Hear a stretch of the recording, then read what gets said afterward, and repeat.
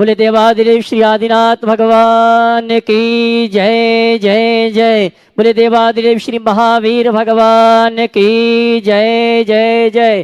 बोले संत शिरोमणि गुरुवर आचार्य श्री विद्यासागर जी महाराज की।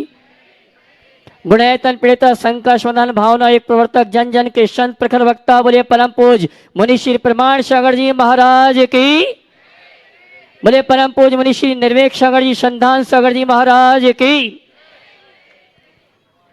मध्य प्रदेश की राजधानी झीलों की नगरी भोपाल की टीटी नगर परिसर से शंका समाधान का कार्यक्रम हम और आप प्रारंभ करें। उसके पूर्व टीवी चैनल के माध्यम से जिस कार्यक्रम को देख और सुन रहे हैं उन सभी की ओर से और यहाँ पर उपस्थित समस्त श्रावक श्राविकाओं की ओर से परम पूज्य मुनिवर के स्त्री चरण नमन करते हुए आशीर्वाद प्राप्त करेंगे और निवेदन करेंगे टीवी चैनल के बहुचर्चित विश्वविख्यात शंका समाधान के कार्यक्रम के लिए दोनों हाथ जोड़ेंगे, बोलेंगे हे मुनिवर नमोस्तु, हे गुरुवर नमोस्तु, हे मुनिवर नमोस्तु। और आइए परम पूज्य मुनिवर के आशीर्वाद से हम और आप टीवी चैनल का कार्यक्रम शंका समाधान प्रारंभ करें। उसके पूर्व आज जिन्होंने गुणायतन से जुड़ते हुए अपने भावों को परिवर्तित किया मैं सम्मान से आमंत्रित करूंगा बाल ब्रह्मचारिणी सुषमा दीदी भोपाल, जिन्होंने आज गुणायतन में गुणायतन ट्रस्टी के रूप में जुड़ने का सौभाग्य प्राप्त किया। मैं चाहूंगा और मैं पहले से ये सूत्रधार थी, आज इन्होंने गुणायतन ट्रस्टी के रूप में जुड़ने का अवसर प्राप्त किया। मैं सम्मान से आमंत्रित करूंगा परम पूज्य मुनिवर के श्री चरण नमन करते हुए गुरुवंदना का सौभाग्य प्राप्त करेंगे और उनके सम्मान के लिए मैं आमंत्रित करूंगा हमारे गुणायतन के यशस्वी कार्याध्यक्ष श्रीमान NC जैन साहब और श्रीमान पारस जी श्रोमणी संरक्षक बेंगलोर, ये आएंगे हमारे सम्मानी गुणायतन परिवार के गुणायतन ट्रस्टी बहन सुषमा दीदी का गुणायतन परिवार की ओर से सम्मान का कार्यक्रम संपन्न करेंगे। मैं सम्मान से आमंत्रित करूंगा पारस जी और उनकी धर्मपत्नी वो भी आ जाएं सम्मान करने के लिए। प्रतीक चिन्ह देकर सम्मान का कार्यक्रम संपन्न करेंगे।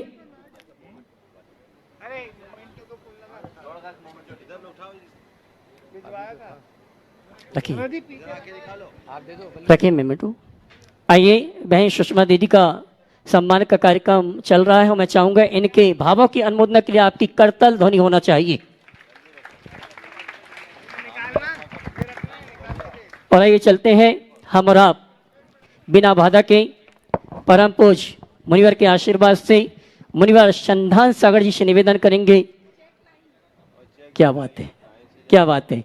और देखिए आज गुणायतन ट्रस्टी बनी है और इन्होंने जो राशि ट्रस्टी की है वो राशि भी लेकर आई है और ये राशि हमारे गुणायतन के यशस्वी कार्याध्यक्ष श्रीमान NC जैन अपने हाथों में ग्रहण करेंगे।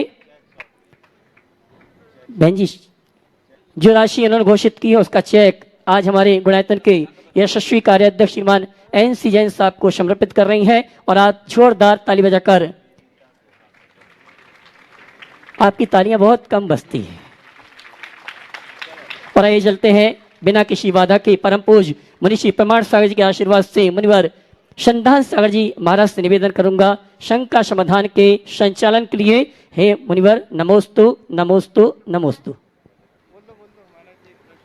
आज का यह शंका समाधान का विशेष सत्र और इसमें पहले आज जो नए ट्रस्टी जो बने हैं गुणायतन के अपन सविता बहन से सुषमा दीदी से अनुरोध करेंगे कि वे भी अपना प्रश्न पूज्य महाराज श्री चरणों में रख रही हैं। नमोस्तु महाराज जी, नमोस्तु नमोस्तु नमोस्तु। मुनि महाराज जियों के चरणों में त्रैवार नमोस्तु एवं सभी क्षुल्लक जी के चरणों में त्रैवार इक्षामि इक्षामि इक्षामि। महाराज जी मेरी एक शंका है, षट दर्शन क्या होता है महाराज जी, और विश्व में क्या अन्य दर्शन भी हैं? जैन दर्शन अन्य दर्शनों से किस तरह भिन्न है एवं कुल कितने दर्शन होते हैं संसार में? और महाराज जी एक और निवेदन है, आसाम गुवाहाटी से मेरी एक बेटी की तरह है एक बच्ची जिसको प्रतिमा के व्रत धारण करने और आपके दर्शन को बहुत आतुर है, लेकिन आपका उसको कुछ पारिवारिक समस्याएं हैं, आपके दर्शन और आपसे ही प्रतिमा के व्रत लेने की इच्छुक है, तो आपसे ऐसा आशीर्वाद चाहती है कि जल्दी से जल्दी उसको अनुकूलता मिले और वो आप तक आ सके महाराज जी। बहुत देखिए सद दर्शन की बात जब भारतीय दर्शन की चर्चा करते हैं तो सद दर्शन उसमें जैन दर्शन, बौद्ध दर्शन, सांख्य दर्शन, न्यायिक दर्शन, वैशेषिक दर्शन और चारवाक दर्शन आते हैं। ये 6 दर्शन भारतीय दर्शनों में गिने जाते हैं। भारतीय और पाश्चात्य दर्शनों के हिसाब से देखा जाए तो बहुत सारे दर्शन हैं और इनमें भी अनेक भेदोभेद हो गए। दर्शन शास्त्र का जब अध्ययन करेंगे तो ये सब चीज़ें सामने आती हैं। जिस बहन ने भाव रखे हैं उनको मेरा आशीर्वाद है, जल्दी उनका योग में। महाराज जी नमोस्तु, महाराज जी नमोस्तु। आज इस सत्र में लगभग 12-13 सीए यहाँ पर उपस्थित हैं। एक बार मैं नाम पढ़ देता हूँ, फिर धीरे धीरे इनको बीच बीच में बुलाते हुए रहूंगा। करके अभिनंदन एक बार खड़े भी हो जाएंगे, नाम पढ़ूंगा जब कि सीए अमित जैन जी आज यहाँ पर उपस्थित हैं, CA Deepak ji Goyal, CA Satyajit Chatterjee, CA Suresh Badwani, CA Ashok Agarwal, CA Hemant Jain, CA Salil Jain, CA Deepak Baheti, CA Sunita Baheti, CA Sanjay Mamtani, CA Jay Shobhani, CA Shivam Dwivedi. एक बार जोरदार तालियों से इन सभी। और सीए इनके साथ में सिद्धांत जैन, जो इन सब को लाने में भी, यहाँ पर बुलाने में भी बहुत अच्छी भूमिका, और अभी भावना योग में भी अपना सहयोग कर रहे हैं और गुणायतन के भी ट्रस्टी हैं। एक बार जोरदार तालियां इन सभी सीए के लिए। और सभी एक साथ खड़े भी हो जाएंगे जब भी बुलाएं तब। अभी सबसे पहले प्रश्न कर रहे हैं सीए दीपक गोयल। दीपक जी गोयल अपना प्रश्न करेंगे और उसके बाद में तैयार रहेंगे सीए सत्यजीत जी चटर्जी। प्रणाम। मैं ये पूछना चाहता हूँ, व्यक्ति जैसे हम लोग हैं, हम लोगों को पता होता है कि चिंता व्यर्थ कर रहे हैं, फिर भी आदमी चिंता करता है, और यानी चिंता का एक लेवल, टेंशन का एक बार कई बार बहुत सारा बढ़ जाता है, जबकि आपके हाथ में कुछ नहीं है, मालूम है नहीं करना चाहिए, ऐसा होता क्यों है? बहुत अच्छा सवाल। पहले तो मैं चाहूँगा एक बार इस पूरे समूह का जोरदार अभिनंदन कर दीजिए। ये सब भोपाल के नामचीन चार्टर्ड अकाउंटेंट्स है और बहुत भावना से लेकर आए। इनमें मुख्य रूप से अमित जैन और सिद्धार्थ की बड़ी भूमिका है। मैं इन्हें बहुत बहुत साधुवाद देता हूँ। आपने जो सवाल किया है कि हम जानते हैं कि ये गलत है फिर भी क्यों होता है, 2 कारणों से। एक तो जानने के बाद भी हम अपने अंदर परिवर्तन नहीं लाना चाहते, और दूसरा हमारा पुराना संस्कार।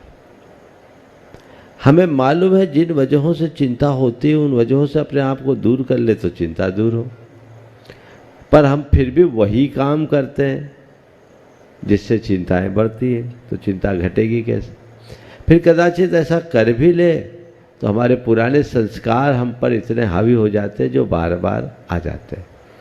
चिंता से मुक्त होने के लिए केवल 2 वाक्य याद रखें, चिंता कभी हावी नहीं हो।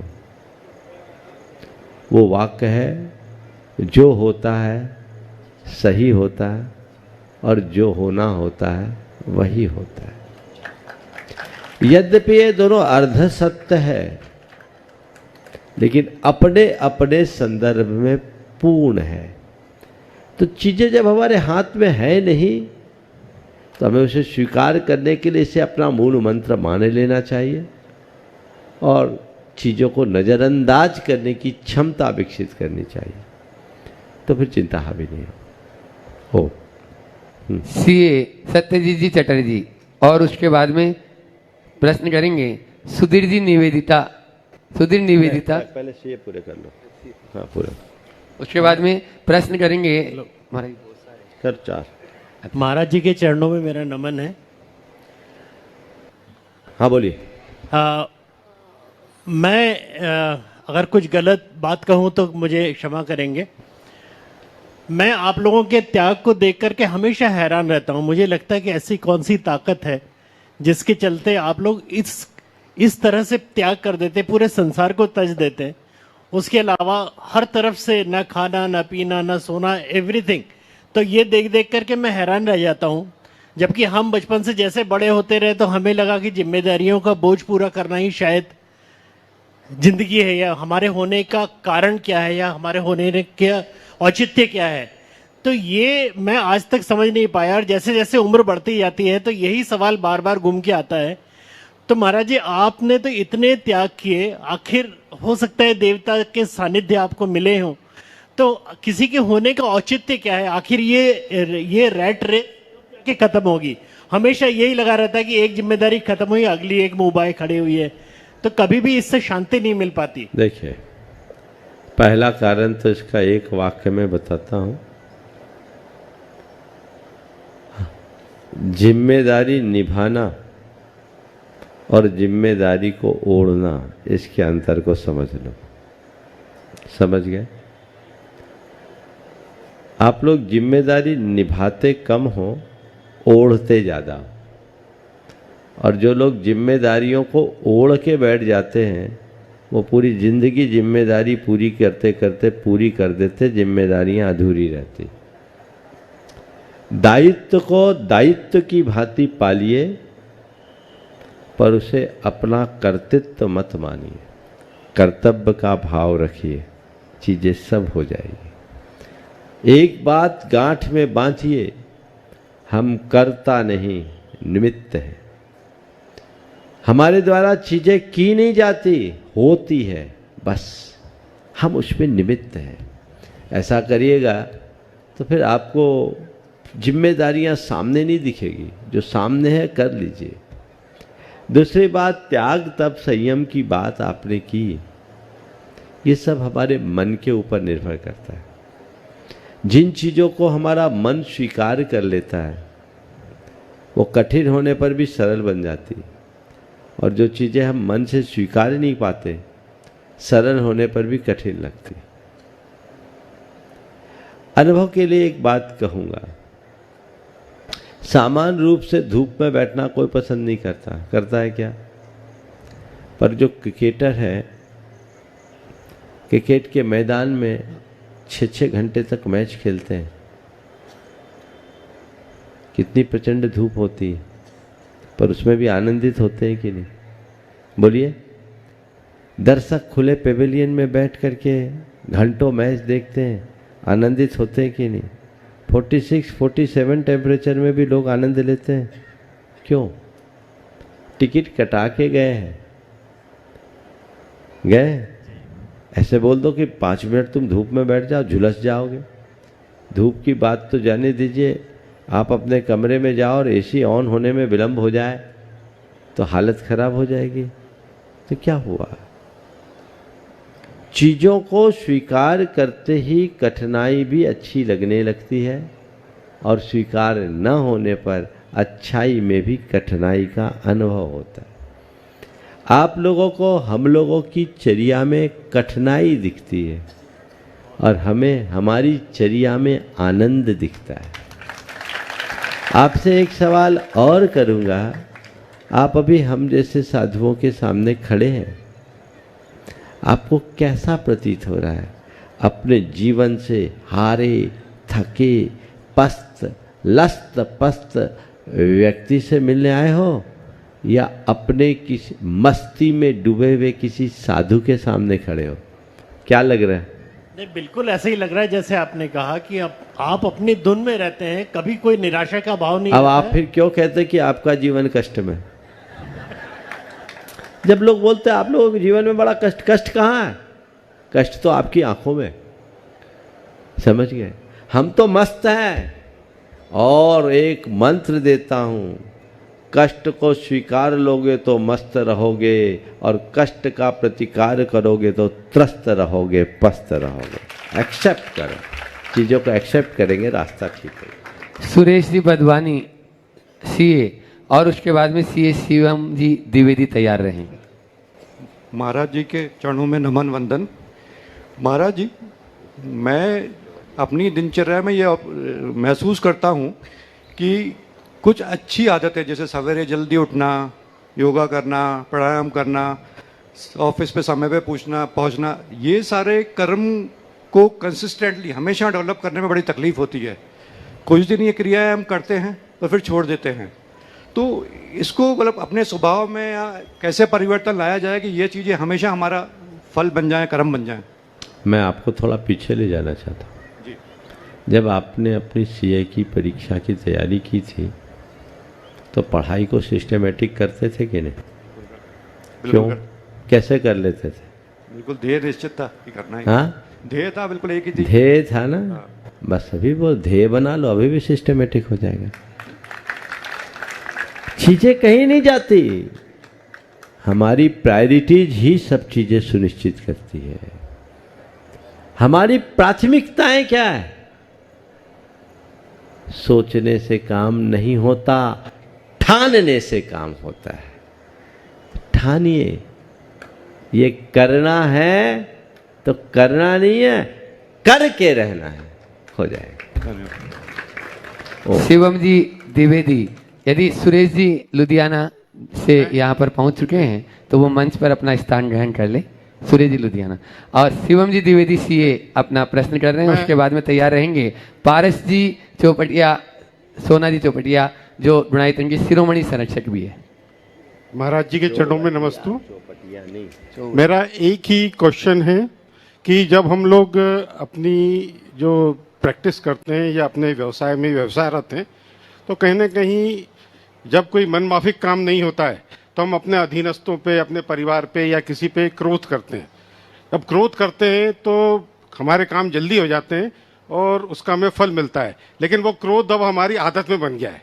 तो क्या ये क्रोध जो हमारी आदत बन गया है ये सही है? अगर सही नहीं है तो इसको दूर करने के क्या उपाय हो सकते हैं? देखिए, आपने बोला कि क्रोध करते तो हमारा काम जल्दी हो जाता है। थोड़ा अनुभव से बोलो, क्रोध से काम जल्दी होता है कि क्रोध में काम में डिले होता है? सर, केवल अधीनस्थों से काम जल्दी हो जाता है, बाकी तो डिले होता है। आप अगर हमारे हिसाब से असेसमेंट करेंगे तो शायद पाएंगे कि क्रोध करने के बाद काम करने की एफिशिएंसी घटती है, बढ़ती नहीं है। आपको लगता है कि क्रोध करने से काम जल्दी या आसान होता है, सच्चाई यही पाओगे अगर मेरे हिसाब से महसूस करो तो क्रोध करने से काम बिगड़ता है। आपको बताता हूं और अभी आपको सहमत होना पड़ेगा मेरी बातों से। आपको लगता है कि मैं क्रोध करता हूं तो मेरे अधीनस्थ अच्छा काम करते हैं, पर क्रोध करने से जो आपका दिमाग खराब होता है तो आपका काम कितना प्रभावित होता है? बोलिए। जी, होता है। होता है। वो हरासमेंट बड़ा है कि नहीं? जितना समय और शक्ति आपने क्रोध करके खराब किया, उतने समय और शक्ति में आप कितना आगे बढ़ सकते थे। मैं आप सबसे ये कहना चाहूंगा, एक अच्छा प्रशासक वो नहीं जो गुस्सा करके काम कराए। यहां और भी प्रशासन से जुड़े लोग बैठे। एक अच्छा प्रशासक वो नहीं जो गुस्सा करके काम कराए। एक अच्छा प्रशासक वो है जो सिस्टम बना के काम कराए। अपने सिस्टम को वैसा बनाइए ना, गुस्सा करने की क्या जरूरत। अगर आप सिस्टम ठीक बनाएंगे तो आपका काम होगा। अभी 3 दिन पहले एक सज्जन मेरे पास आए, नाम लेने का उन्होंने निषेध किया, इसलिए नाम नहीं ले रहा हूँ। हो सकता आप लोग उसमें मेरे कहने से जान लोगे। एक बड़े उद्योगपति हैं, बड़े इंडस्ट्री के मालिक। एक उदाहरण आज मेरा मन हो रहा है कहने का, अपने ही बीच के, अपने ही समाज के। आपके यहाँ एक ऐसे इंडस्ट्रियलिस्ट जो अपना उद्योग चलाते हैं, जिनके इंडस्ट्री में एक भी चौकीदार नहीं है, जिनके इंडस्ट्री में कोई हाजिरी का रजिस्टर नहीं है, जिनके इंडस्ट्री में कभी सायरन नहीं बजता, सब अपने आप काम करते हैं। और उन्होंने बताया, महाराज हम अपने सारे लोगों को एक परिवार की भांति रखते हैं। उनके साथ लंबी चौड़ी खेती जुड़ी है, जितना अनाज फल सब्जियां आती है सब में बांट दिया जाता है। गाय हैं, दूध है, सबको बराबरी से बांट दिया जाता है और मिलकर उपभोग करते हैं। कंपनी का लाभांश से सब में बांट दिया जाता है। क्या है? आप बताइए, गुस्सा करके ऐसा मैनेजमेंट कोई पाएगा? बोलिए। तो क्या है, मैनेजमेंट क्रोध नहीं सिखाता, मैनेजमेंट बोध सिखाता है। लोगों में अवेयरनेस लाइए। सिस्टम से अगर आप काम कराना चाहोगे तो आपको भी उस सिस्टम का अंग बनना पड़ेगा। अगर आप खुद सिस्टम से बाहर रहोगे तो सिस्टम कभी काम नहीं पड़ेगा। कम बोल करके काम चलाइए, आंखें दिखाने की जरूरत नहीं पड़ेगी। हमारे गुरुदेव की ये विशेषता थी। इतना बड़ा संघ, इतनी बड़ी समाज, सबको उन्होंने निर्देश दिया, नेतृत्व दिया, पर गुस्सा करके नहीं, झुंझला करके नहीं, संकेत देकर अपने निर्देश को प्रभावी बनाइए, चीजें अच्छी होगी। इसलिए मैं चाहूंगा कि धीरे धीरे परिवर्तन लाइए। और कई बार अनावश्यक क्रोध ज्यादा होता है। हमें लगता है कि सामने वाले ने काम नहीं किया, असलियत कुछ और होती है। वो काम करना तो चाहता है पर कर नहीं पाया।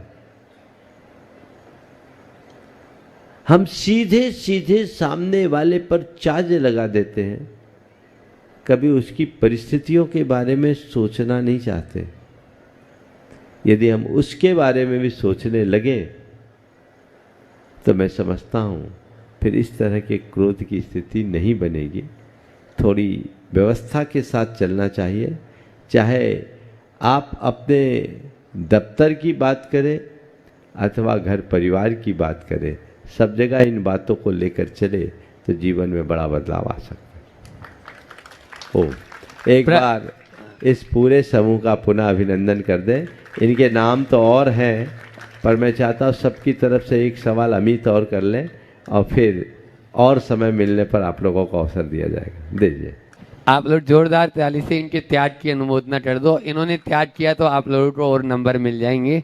और उसके बाद में पारस सोना जी चौवटिया बेंगलुरु तैयार रहेंगे, जो गुणायतन के शिरोमणि संरक्षक है। हाँ अमित भाई। हाँ, नमस्ते महाराज जी। हाँ बोलिए। नमस्ते महाराज जी। महाराज जी, हमेशा अपन सोचते हैं कि सामने वाले का अच्छा करना है, अपनी तरफ से किसी का दिल नहीं दुखाना है और भला करना है, पर कई बार उस जो सामने वाले हैं उसको इसको अपनी कमजोरी समझ के अपने को धोखा मिलता है। तो दो चीज़ें हैं, एक तो जिसने अपन अच्छा करना चाहते हैं, किसी का बुरा नहीं चाहते हैं, आपसे जो सीखने मिला है उस हिसाब से करना चाहते हैं, लेकिन जब सामने वाला उसको गलत समझ के अपने को धोखा देता है तो समझ नहीं आता है कि किस तरीके से करें। और दूसरी बात, फिर उस कारण से आगे अपन थोड़ा सा वो हो जाते हैं प्रिकॉशंस, तो कई बार अच्छे लोगों का भी अपन उस तरीके से नहीं कर पाते हैं। मैंने बचपन में एक कहानी सुनी। एक संत थे, गुजर रहे थे, देखा कि एक बिच्छू कीचड़ में फंसा हुआ है। करुणा से पूरित होकर वो बिच्छू को बार बार निकालने की कोशिश कर रहे थे। बिच्छू डंक मारता, उनके हाथ से छूट के नीचे गिर जाता। तो उनके कुछ भक्तों ने कहा, महाराज ये क्या कर रहे हैं आप, ये बिच्छू बार बार आपको डंक मार रहा है और आप बार बार नीचे उसे उठा रहे हैं, गिर रहा है। तो उन्होंने जो जवाब दिया, मैं समझता हूँ आपके सवाल का उत्तर होगा। उन्होंने कहा कि जब वो अपना स्वभाव नहीं छोड़ रहा है तो मैं अपना क्या स्वभाव क्यों छोड़ूं। बिच्छू का स्वभाव डंक मारना है तो संत का स्वभाव उसकी रक्षा करना है। समझ गए? अगर कोई फरेबी व्यक्ति हमें धोखा देता है तो धोखा दे, लेकिन एक सत्पुरुष का काम ये है कि सपने में भी किसी को धोखा न दे, फरेबी के साथ भी सदव्यवहार करे, ये प्रयास करें।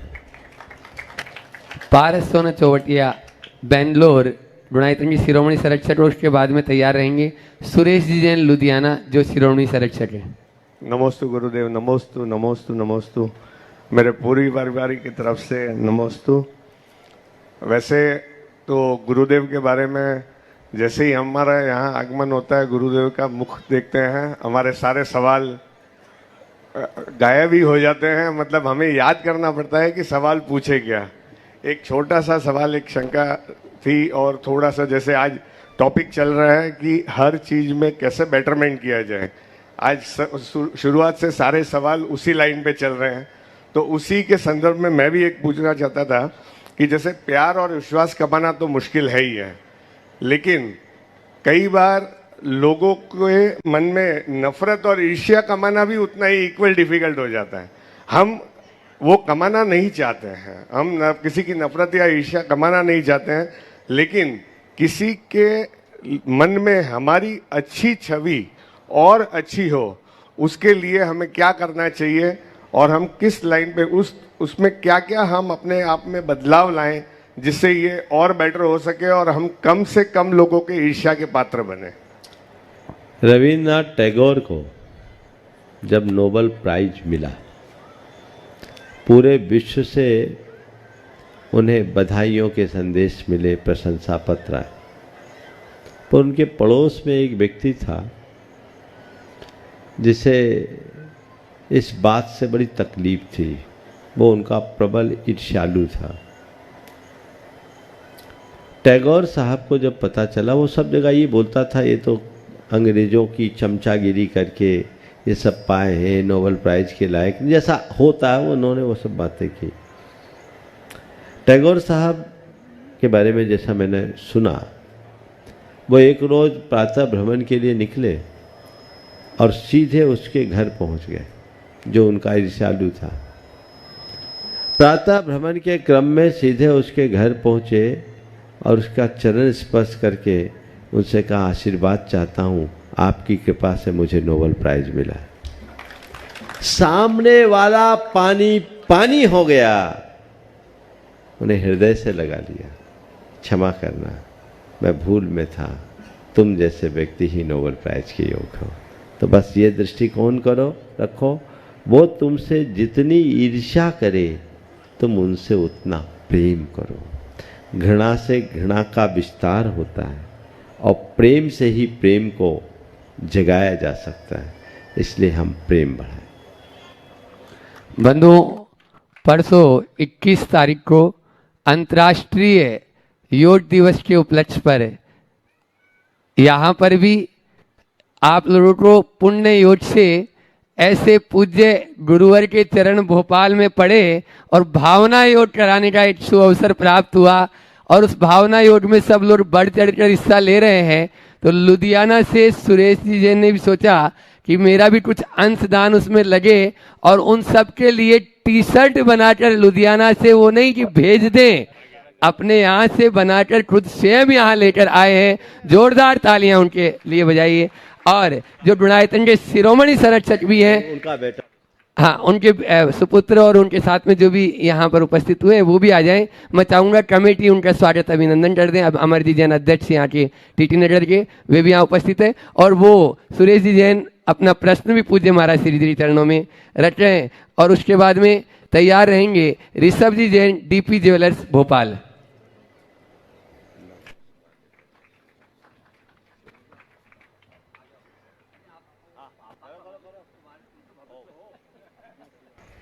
आप लोग तालियों में कमी है, इतनी दूर से जो देखे ये सुरेश जी बड़ी सरलता की प्रतिमूर्ति। जब यहाँ शिविर योग दिवस आना था, सागर के कुछ लोगों ने पहले से मन बनाया कि हम लोगों को टी शर्ट वगैरह तैयार करके रखना चाहिए। दिल्ली से कुछ लोगों ने तैयार किया, तो हमसे बोला, तो हमने बोला भाई ये काम तो सुरेश जी करते, उनसे पूछो। चाहा था लोगों ने कि इनको ऑर्डर करके इनकी कंपनी से बनवा ले, इनने कहा ये मेरा सौभाग्य है, मैं आपको समर्पित करूंगा, मुझे कुछ लेना देना नहीं है। और इससे पहले भी जब जब भावना योग का बृहद आयोजन हुआ है, उसकी जो टी शर्ट अभी आप लोग देखेंगे बड़ी आकर्षक है, अगर हो तो डिस्प्ले भी कर दीजिए, ले आइए ला करके, और संभव तो ज़रूर दिखाइए। सब लोग देखते हैं भावना योग की टी शर्ट, लोगों को देखिए हमको मिलती है, आप लोगों ने पहले भी प्रयोग किया है। ये खुद बड़े रुचि से उसे तैयार करा कर लेकर आए हैं। एक बार जोरदार अभिनंदन। 5000 टी शर्ट लेकर आप यहाँ लेकर आए हैं, बहुत बहुत अभिनंदन।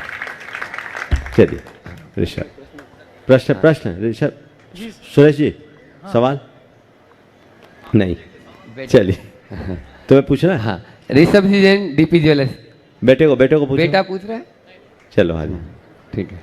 और उसके बाद वो तैयार रहेंगे, जिनका जिक्र पूज्य महाराज श्री जी अपने प्रवचनों में कई बार करते हैं। अपने बीच में है पूर्व न्यायाधीश विमला जी जैन, धर्मपत्नी सुरेश जी जैन IAS, यहाँ पर दोनों उपस्थित हैं। वे विमला जी जैन अपना प्रश्न पूज्य महाराज श्री चरणों में करें।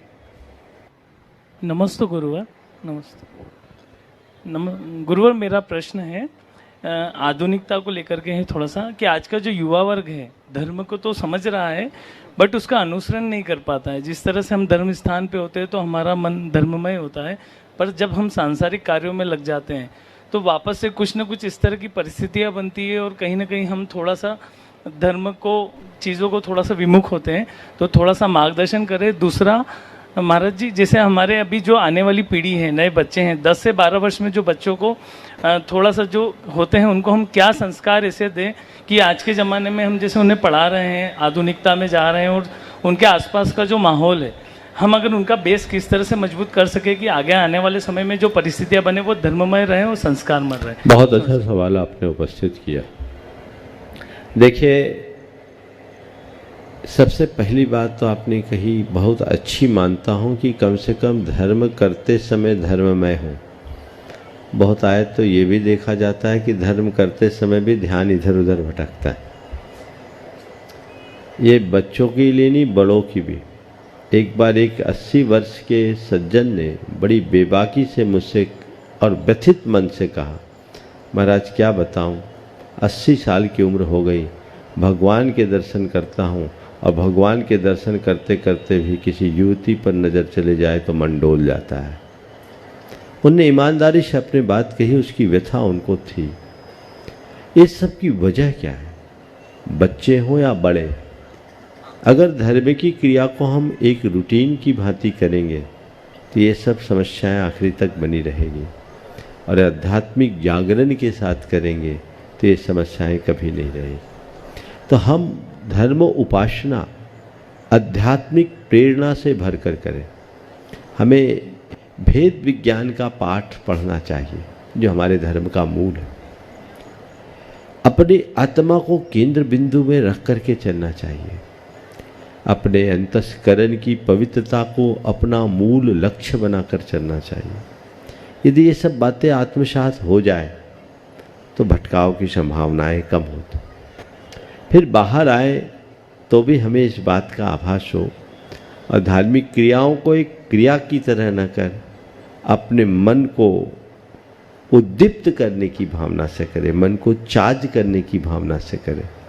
जैसे 1 घंटे में आप अपनी मोबाइल को चार्ज करते हैं, से 23 घंटे आप उसका उपयोग करते हैं, वैसे ही घंटे भर की पाठ पूजा में यदि आपने अपनी धार्मिक भावनाओं को उद्दीप्त कर लिया तो उसका प्रभाव शेष 23 घंटे में जरूर पड़ेगा।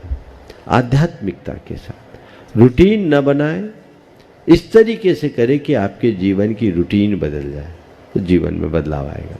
जहाँ तक बच्चों को हम लोग धर्म करने के लिए प्रेरित करते हैं, मंदिर जाओ, पाठशाला जाओ, कुछ पढ़ो, कुछ सीखो, अच्छी बात है। लेकिन मेरे देखे, अगर किसी के हृदय में धर्म को सच्चे अर्थ में स्थापित करना चाहते हैं या उसे एक अच्छा इंसान बनाना चाहते हैं, 4 बातें उनके जीवन में जगा दें। पहला, पाप से डर, पाप भीरुता बैठ जानी चाहिए कूट कूट के। दूसरी बात, संवेदनशीलता। तीसरी बात, कर्तव्य निष्ठा। और चौथी बात, कुल का गौरव। ये चारों बातें बिठा दी जाए तो फिर बच्चे नहीं भटकेंगे। जब मैंने एक बात कही तो मेरी बात सुनकर एक सज्जन ने अपना एक एक्सपीरियंस मेरे सामने शेयर किया। बोला, महाराज मैं अपने बच्चे को आपकी बातें बता रहा था, कुल का गौरव की जब बात आई तो मुझे तो ज़्यादा समझ में नहीं आता, फिर भी मैंने बोलते बोलते अपने बच्चे से कहा कि बेटे देख, तू कितना भाग्यशाली है, ऐसे कुल में जन्म लिया है जिस कुल में पिछली 10 पीढ़ियों से किसी ने हिंसा की है, ऐसा कोई उदाहरण नहीं दिखता। इतने पवित्र कुल में तुमने जन्म लिया। पीढ़ी दर पीढ़ी जहां अहिंसा के संस्कार आ रहे वैसा कुल है, और अन्यत्र देखो कितना हिंसा का तांडव है। तो भाग्यशाली है कि नहीं? बच्चे ने तुरंत कहा, पापा I have proud, I am a Jain. आप जगाइए। उसने मुझसे कहा, महाराज मुझे ज्यादा समझ में नहीं आई, मैंने तो यही प्रयोग किया। आप करते हो? जैन है तो जैन होने का अर्थ क्या है, ये तो समझाइए। हमारे कुलाचार का महत्व क्या है, ये तो समझाइए। उनको गौरव जगाइए, कभी नहीं भटकेंगे। बच्चे बड़े होकर इधर उधर भटक जाते हैं, क्यों? क्योंकि हमने उनके हृदय में वो बातें जगाई ही नहीं। यदि जगा दे तो जीवन चमक जाए। पूर्व न्यायाधीश विमला जी जैन और उसके बाद में तैयार रहेंगे वासु जी जैन, IAS रायपुर। हाँ लिखा दो। गुरुदेव के इसके बाद- चरणों इसके में बाद। बारंबार नमोस्तु। गुरुदेव, बोलिए। मैं वर्तमान में एक पुस्तक पढ़ रही हूँ, वो है उपनिषदों का संदेश। ये स्वामी नाथानंद द्वारा लिखित है और रामकृष्ण मठ नागपुर से प्रकाशित है। इस पुस्तक में विचारों की स्थिरता और आत्मा के संबंध में वर्णन है, उसका अध्ययन किया जा रहा है। तो क्या ये पुस्तक कुधर्म या कुबोध की श्रेणी में आती है? देखिए, कोई भी अच्छी बात को आप पढ़ते हैं तो अच्छी बात को अच्छी दृष्टि से पढ़ा जाता है। जहाँ तक बातें हैं आगम और आगमाभास की, तो जैन धर्म में मूलतः 7 तत्वों की बात की है, और हमें 7 तत्वों को भूलना नहीं चाहिए। तत्व के प्रति पक्का श्रद्धान रखते हुए आप कुछ भी पढ़िए, और बाकी चीज़ों को आप पढ़ें, चीज़ों में कहीं भ्रांति मन में ना आए, इस बात को ध्यान में रख कर पढ़े तो कोई कठिनाई। वासु जी जैन, IAS रायपुर आज अपने बीच में यहाँ पर उपस्थित हैं। एक बार जोरदार तालियों से उनका स्वागत अभिनंदन कर दें।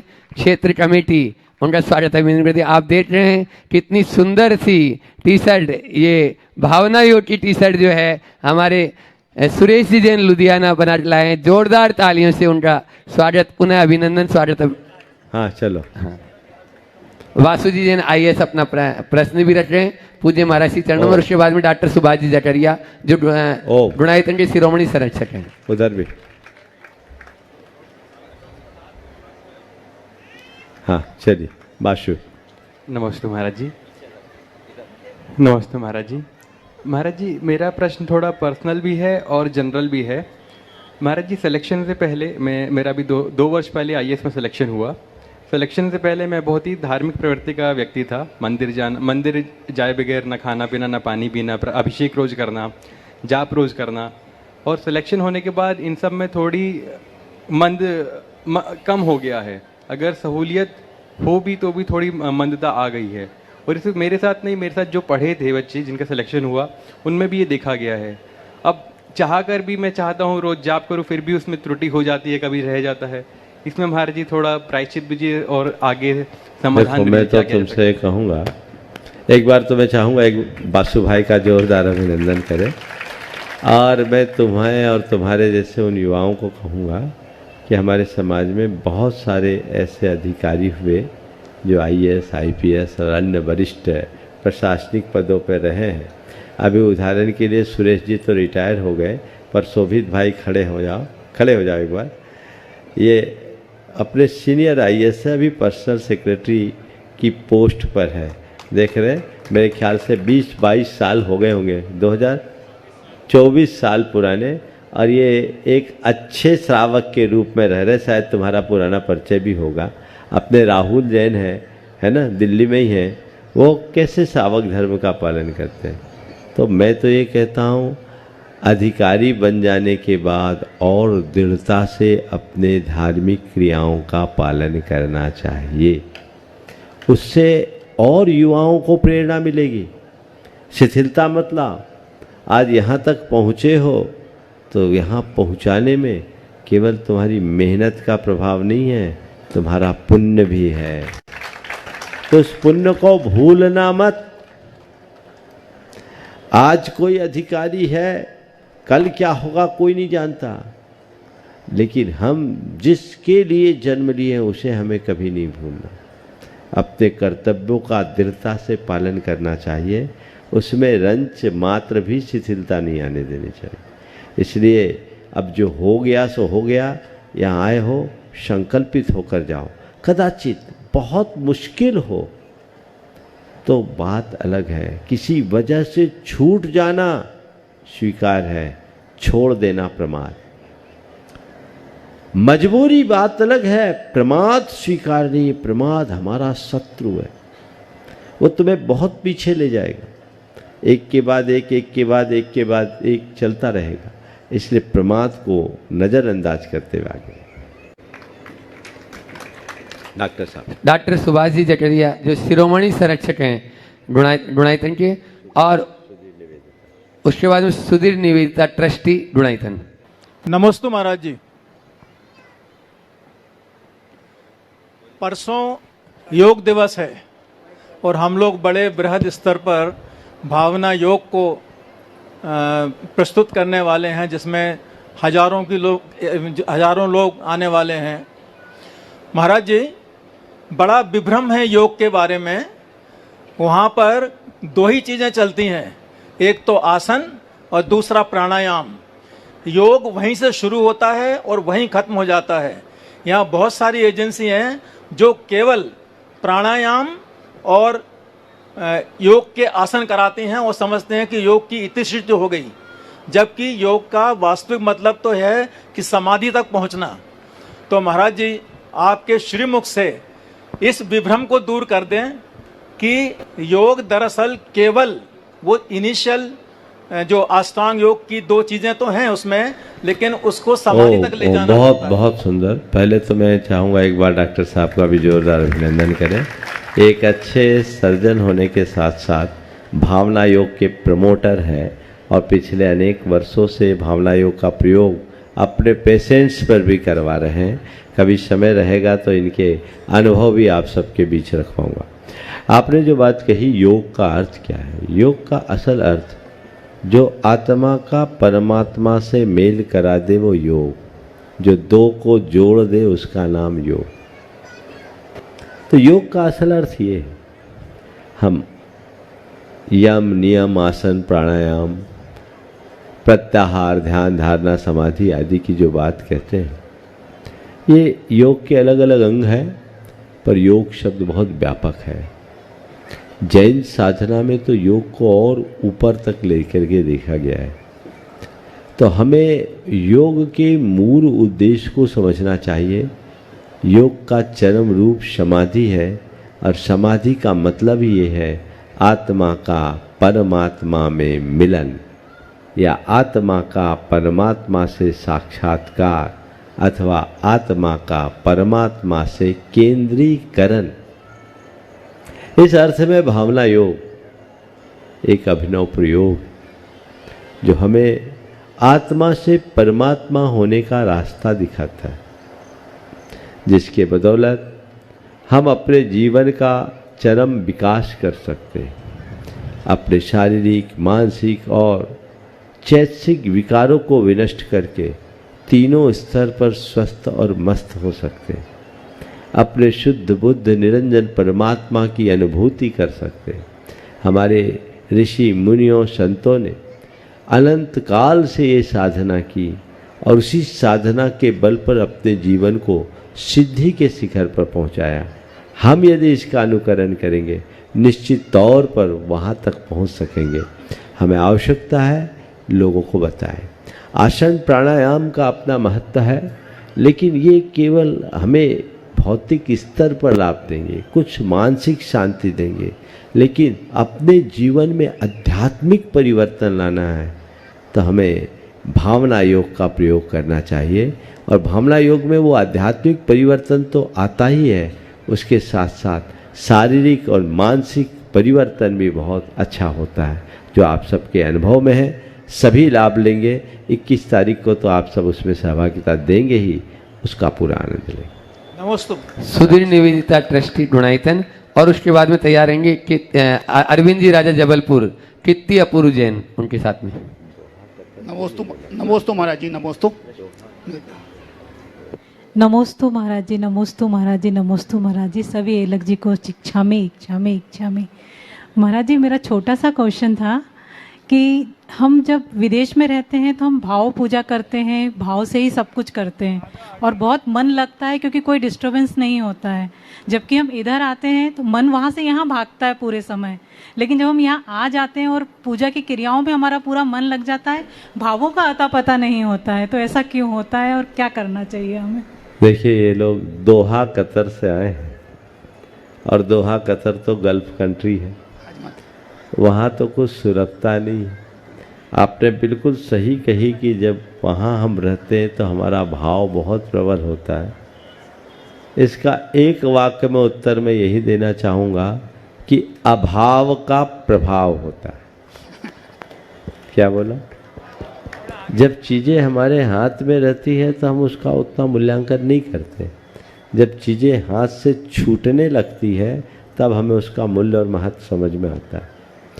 आप अनुभव की बात कीजिए, 24 घंटे सांसें आती है जाती है, मेरे जीवन में श्वासों का कोई रोल है इसका आभास है नहीं, लेकिन जब श्वास रुकने लगती है तब मालूम पड़ता है, तब समझ में आता है कि श्वास कितनी कीमती है। मुंह में बत्ती सी है, एक बार भी जीभ शायद नहीं जाती होगी, लेकिन एक दिन दांत बाहर निकल जाए तो चीज फिर वही जाती है बार बार ना। तो ये स्वभाव है हमारे मन का। अब रहा सवाल यहाँ आने के बाद वो चीज़ें नहीं, चूंकि मन बड़ा प्रमादी है, उसको लगता अब तुम आए पा गए। नहीं, यहाँ आने के बाद हम अपने मन को कुछ अच्छी प्रेरणा और संकल्पों से बांधे तो ऐसा कर सकते। नमस्ते। ठीक। अरविंद जी राजा परिवार जबलपुर जो गुणायतन ट्रस्टी भी हैं, और उसके बाद में तैयार रहेंगे अनिल जी जैन दिल्ली ट्रस्टी गुणायतन।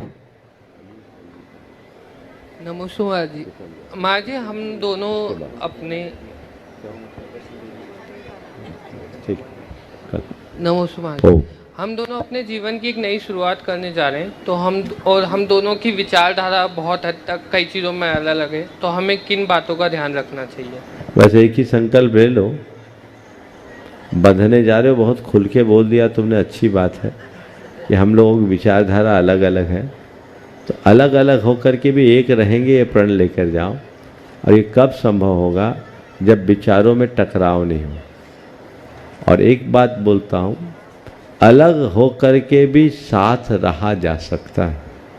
कैसे? जैसे रेल की पटरियाँ। थोड़ी मेरी बात को गहराई से समझना। रेल की दो पटरी दोनों अलग अलग रहती, कहीं नहीं मिलती। मिलती क्या? कभी नहीं मिलती, लेकिन दोनों जुड़ी रहती है। क्यों? क्योंकि स्लीपर से बंधी रहती। क्या है? स्लीपर से बंधी रहती है। तुम्हारी विचारधारा अलग, इनकी विचारधारा अलग, दो की विचारधारा अलग है, कोई चिंता नहीं, पर दोनों इस बात को बांध ले कि हम दोनों दंपति हैं, गमपति नहीं। साथ रहेंगे, साथ जिएंगे, साथ मरेंगे, कहीं अलग नहीं होंगे। वो स्लीपर का काम करेगा जो दोनों को जोड़ करके रखेंगे। समझ गए? विचार भिन्नता से दिक्कत नहीं होती, वैचारिक टकराव से कठिनाई होती है। इसलिए सामंजस्य बना करके तो चलना ही पड़ता है। और बहुत कम दंपति ऐसे होते हैं जिनके दोनों की विचारधारा एक जैसी होती है। एक विचारक ने कभी कहीं लिखा था कि पति पत्नी एक दूसरे से प्यार करने के लिए नहीं बनते, 7 जन्म का बैर मिटाने के लिए बनते। तो ये चीज़ें हैं, पता नहीं किस अनुभव से लिखा उन्होंने, तो ये चीज़ें हैं, पर विसंगति में संगति बना करके चलना चाहिए। अनिल, हाँ, अनिल जैन दिल्ली, हाँ, जो गुणायतन ट्रस्टी, और उसके बाद में सोभी जी जैन IAS भोपाल। मेरे गुरुवर, मेरे करुणा निधान, आपको बारंबार नमस्ते महाराज। हाँ, महाराज श्री 2020 में पहले मेरे को कोविड हुआ और उसमें मेरे को बचने की उम्मीद नहीं थी।